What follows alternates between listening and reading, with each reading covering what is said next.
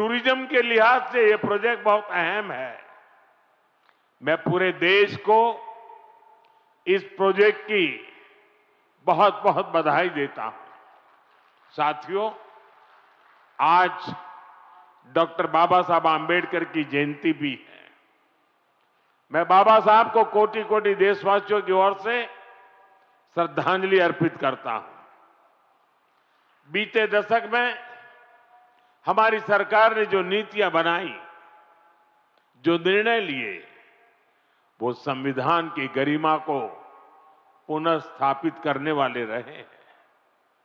Article 370 हटने के बाद आज पूरे देश में भारत का संविधान लागू है। जिन दर्जनों जिलों में माओवाद, नक्सलवाद खत्म हुआ है, वहां भी अब संविधान की भावना के अनुरूप काम हो रहा है। देश में समान नागरिक संहिता लागू हो, यह हमारे संविधान की अपेक्षा है। उत्तराखंड ने संविधान की इस भावना को आगे बढ़कर और उस भावना को आगे बढ़ाकर पूरे देश को राह दिखाई है। साथियों, बाबा साहब का जीवन गरीबों को, वंचितों को, शोषितों को न्यायपूर्ण व्यवस्था देने के लिए समर्पित था। हमारी सरकार आज उसी भावना के साथ हर गरीब, हर वंचित को सच्चा सामाजिक न्याय देने में जुटी है। और सामाजिक न्याय का एक बहुत बड़ा माध्यम देश का संतुलित विकास है। सबको सुविधा है, सबकी समृद्धि है। इसलिए ही बाबा साहब आधुनिक इंफ्रास्ट्रक्चर की, औद्योगिकरण की भरपूर वकालत करते थे। साथियों, भविष्य की दशा और दिशा क्या होगी, अक्सर लोग इसके लिए हाथ की रेखाओं को दिखाते हैं। जो भविष्यवेत्ता होते हैं ना, वो हस्तरेखाएं देखते हैं और हर व्यक्ति के भविष्य के विषय में बताते हैं। मैं इस विज्ञान को तो नहीं जानता हूं, लेकिन कहते हैं कि ये भी एक शास्त्र है। अब ये तो हो गई व्यक्ति के भाग्य की, जो उसके हाथ में रेखाएं हैं, उसकी बात। लेकिन मैं अगर इसी संदर्भ को राष्ट्र जीवन से जोड़ करके देखूं, तो राष्ट्र की भाग्य रेखाएं कौन सी होती है?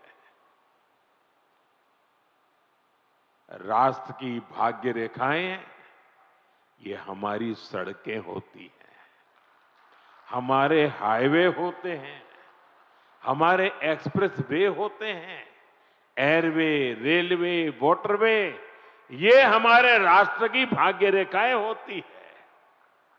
और बीते एक दशक से हमारा देश विकसित भारत बनाने के लिए विकास की ऐसी ही भाग्य रेखाओं के निर्माण में जुटा हुआ है। ये विकास की भाग्य रेखाएं सिर्फ आज की सुविधाएं नहीं है, ये आने वाली पीढ़ियों की समृद्धि की गारंटी है। और ये मोदी की भी गारंटी है। बीते दशक से हमारी सरकार राष्ट्र के इन विकास रेखाओं पर अभूतपूर्व निवेश कर रही है। मैं आपको एक आंकड़ा देता हूं।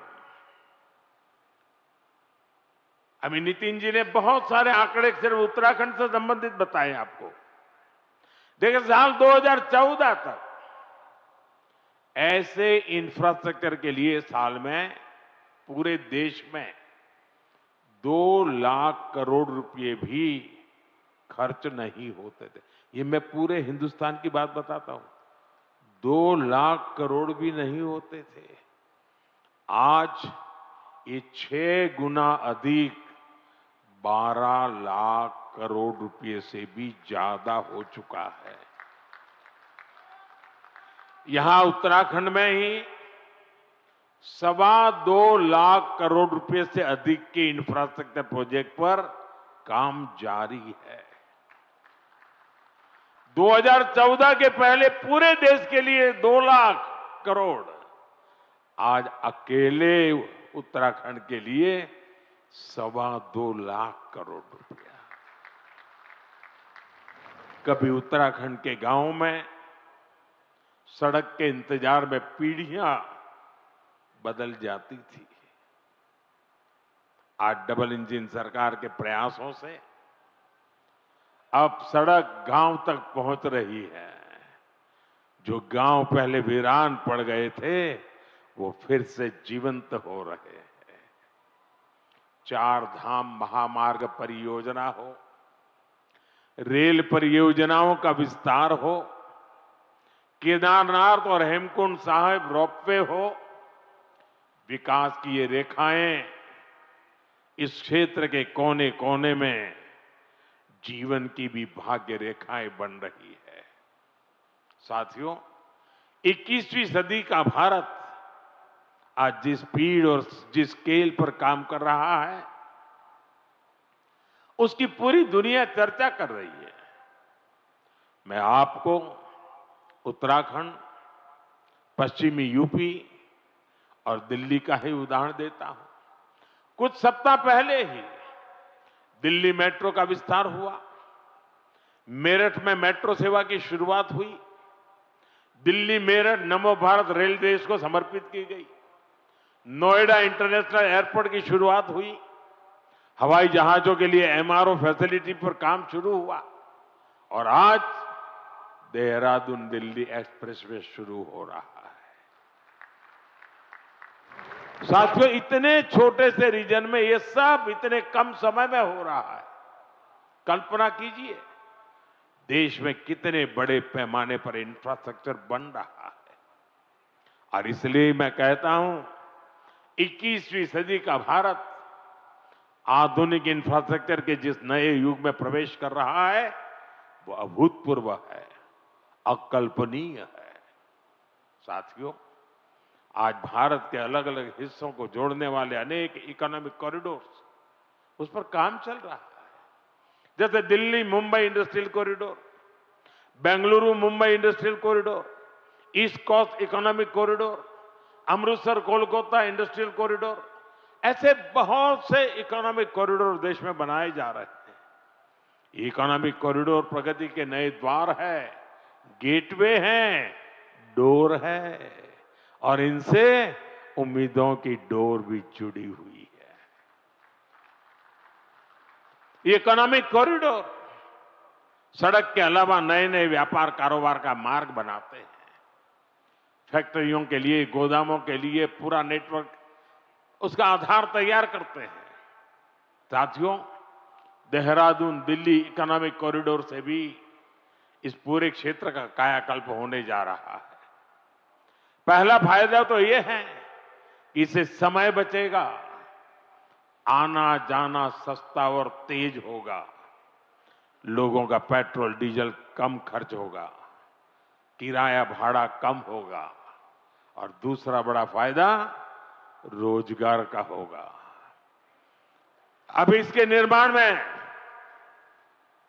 12,000 करोड़ रुपए खर्च हुए तो हजारों श्रमिकों को काम मिला है। साथ ही जो इंजीनियर है, अन्य स्किल्ड वर्कफोर्स है, ट्रांसपोर्ट है, उससे जुड़े साथी हैं, उनको भी बहुत बड़ी मात्रा में काम मिला है। किसानों और पशुपालकों की उपज भी अब तेज गति से बड़ी मंडियां और बड़े बाजारों तक पहुंचेगी। साथियों, इस शानदार एक्सप्रेसवे से उत्तराखंड के टूरिज्म को बहुत ही बड़ा फायदा देगा। देहरादून, हरिद्वार, ऋषिकेश, मसूरी और 4 धाम यात्रा के लिए ये सबसे प्रमुख मार्ग बनेगा। और हम सभी जानते हैं जब टूरिज्म का विकास होता है तो हर कोई कुछ न कुछ कमाता है। होटल हो, ढाबे वाले हो, टैक्सी हो, ऑटो हो, होम स्टे हो, सबको इसका फायदा होता है। साथियों, मुझे खुशी है कि आज उत्तराखंड